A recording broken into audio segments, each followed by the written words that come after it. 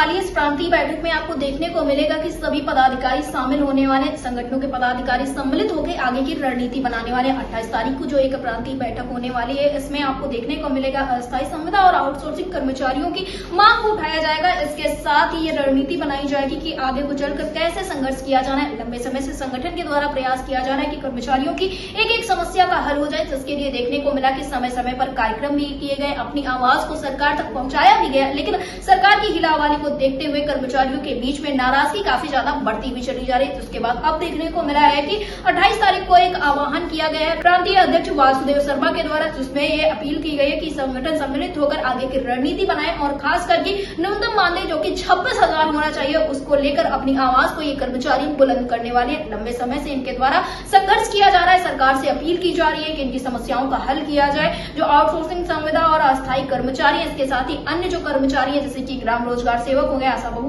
हो गई और इसके साथ जो स्कीम वर्कर्स है, उनकी आवाज को संगठन के द्वारा बुलंद किया जा रहा है। अपील की जा रही है कि इनकी समस्याओं का हल किया जाए, खास करके मानदेय संबंधित समस्याओं का हल किया जाए। लेकिन देखने को मिला है कि सरकार के द्वारा अभी तक कोई कदम नहीं उठाया गया है, जिसके बाद अब संगठन ने रणनीति बनाई है कि 11 बजे 28 तारीख को एक बड़ी बैठक की जाएगी। इस प्रांतीय बैठक के बाद निर्णय लिया जाएगा कि आखिरकार आगे चलकर संगठन के क्या कुछ कदम होंगे। इस बैठक को लेकर संगठन के द्वारा क्या कुछ रणनीति अपनाई गई है, इसके साथ ही कर्मचारियों को क्या कुछ संदेश दिया गया है, इस विषय पर ज्यादा जानकारी देते हुए प्रांतीय अध्यक्ष वासुदेव शर्मा ने क्या कुछ कहा है, आप भी सुनिए। वासुदेव जी, आपका हमारे चैनल अटल टीवी पे बहुत बहुत स्वागत है। धन्यवाद। वासुदेव जी, जैसा कि देखने को मिल रहा है कि आप लोगों के द्वारा 28 तारीख को एक बेहद अहम कार्यक्रम किया जाना है। इस कार्यक्रम में क्या कुछ खास है जो आप लोगों की ये बैठक होगी, इसमें किन किन मुद्दों को उठाया जाना है? देखिए, मध्य प्रदेश के सरकारी सेक्टर में लाखों की संख्या में अस्थायी आउटसोर्स कर्मचारी हैं जी, जो कई तरीके के अन्याय के शिकार है जी। तो उसकी नौकरी में कोई सुरक्षा नहीं है जी, वेतन भी उसको पूरा नहीं मिलता है जी। सरकार का खुद का ये नियम है, कानून है कि हर काम करने वाले को न्यूनतम वेतन मिलना चाहिए जी। लेकिन मध्य प्रदेश एक ऐसा राज्य है जहाँ पर लाखों कर्मचारी ऐसे हैं जो अस्थायी हैं, अलग अलग विभागों में काम करते हैं, उनको न्यूनतम वेतन नहीं मिलता है जी। जैसे पंचायतों में चौकीदार हैं, भ्रष्ट हैं, पंप ऑपरेटर हैं, घर घर पानी पहुंचाते हैं, इनके लिए कोई वेतन की व्यवस्था सरकार की तरफ से नहीं है। 2,000-2,500 रुपए पंचायतों के द्वारा दिए जाते हैं जी। ऐसे ही स्कूल और छात्रावास में अंशकालीन कर्मचारी हैं जी, जो 20 साल से काम कर रहे हैं, उनको अभी भी 5,000 रुपए 4,000 रुपए मिलता है जी। तो छात्रावासों में है, ट्राइबल के स्कूलों में है, शिक्षा विभाग के स्कूलों छात्रावास में है, ओबीसी वालों में, ऐसे लाखों की संख्या में इनको 4,000-5,000 रुपए मिलते हैं जी। पूरा सरकारी सेक्टर में जो है बड़े स्तर पर ठेकाकरण कर दिया गया है, आउटसोर्सिंग से कर्मचारी रखे गए जी, है ना। तो ये कर्मचारी बहुत अन्याय के शिकार हैं, जो न्यूनतम वेतन भी नहीं मिलता और कभी भी कंपनियां ठेकेदार इनको नौकरी से निकाल देते हैं जी। तो इसको लेके हम मध्य प्रदेश में लगातार इन लोगों को संगठित करने, इनके सवालों को सरकार तक पहुंचाने के लिए आंदोलनात्मक कार्रवाइयां करते रहते हैं जी। धरने, प्रदर्शन, रैली, जो भी इस व्यवस्था में संभव है, विरोध के जो आवाज पहुंचाने के जो रास्ते हैं उन रास्तों पर अपन चलते हैं। इसी तारतम्य में हम 28 जून को भोपाल में एक संयुक्त बैठक कर रहे हैं जिसमें सारे विभागों के लोगों को आमंत्रित किया है, जितने भी संगठन हैं या स्वतंत्र रूप से जो लोग काम कर रहे हैं उनके बीच में जी। उनको आमंत्रित किया, एक बैठक करने वाले हैं जी, बिल्कुल। और उस बैठक में प्रमुखतः 2-3 मुद्दों को लेके हम लोग आपसी सहमति बनाकर एक संयुक्त मतलब 20 जुलाई से मध्य प्रदेश के विधानसभा का सत्र शुरू होने वाला है। उससे पहले भोपाल में एक हम संयुक्त रैली बड़ी करने वाले हैं जी।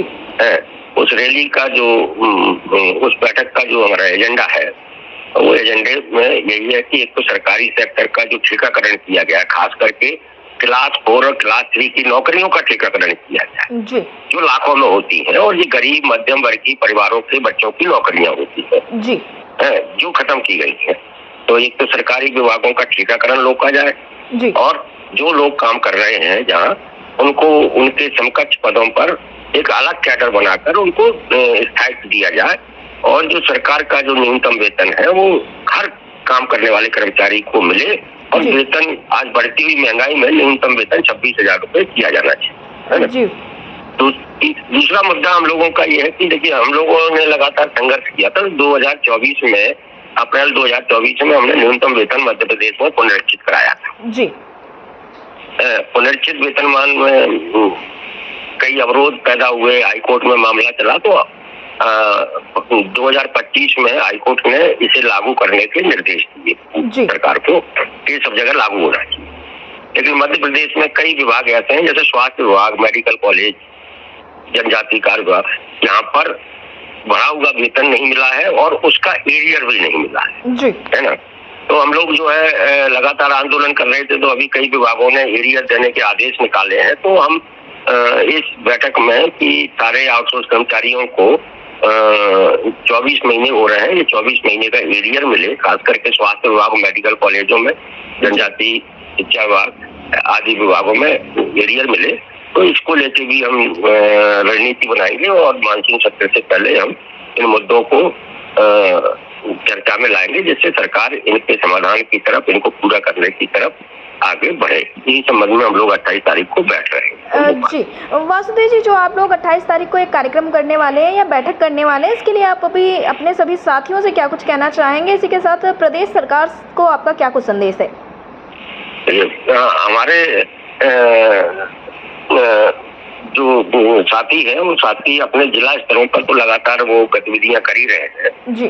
जो होती है, तो मांग पत्र ज्ञापन देकर सरकार तक अपनी बात पहुंचा रहे हैं जी। अब एक बार हम लोगों को सबको एक साथ बैठकर एक सामूहिक रणनीति बनाना है और इसमें हमने सारे विभागों के जो प्रमुख लोग हैं उनको आमंत्रित किया, अपने संगठन के जिला और प्रदेश के पदाधिकारी को आमंत्रित किया है। अब रहा सवाल सरकार का, तो सरकार की जानकारी में ये सारी चीजें हैं जी। सरकार समर्थित संगठनों की भी जानकारी में ये सारी चीजें जी हैं। लेकिन अभी सरकार की चेतना से मध्य प्रदेश में मजदूर कर्मचारी बाहर जा चुका है जी। अभी हाल ही में सरकार ने एक फैसला किया है जिसमें लाखों लोगों को नौकरी से निकाल दिया है, जिसमें राजस्व विभाग जो होता है उसमें लोकल ईट सर्वेयर काम करते थे 70-80 के, उनको जो है उन्होंने उनसे काम छीन लिया है। हालांकि इनको पहले भी सरकार बहुत कुछ नहीं देती थी, लेकिन काम से लगे थे तो ऐसा लगता था कि हाँ ये कुछ कर रहे हैं, लेकिन अभी उनसे भी काम छीन लिया है। अभी इन लोगों ने हम लोगों ने जो है राजस्व मंत्री के बंगले का घेराव भी किया था इस मुद्दे को लेकर कि इनको जो काम कर रहे थे वो करते रहने थे, उनको जो हटाया गया है वो आदेश वापस लिया जाए। ऐसे ही जो केंद्र सरकार का कानून है पेशा एक्ट, जो पूरे जनजातीय क्षेत्रों में लागू था, उस पेशा एक्ट में जो काम करते थे मोबिलाइजर, उनको भी नौकरी से निकाल दिया।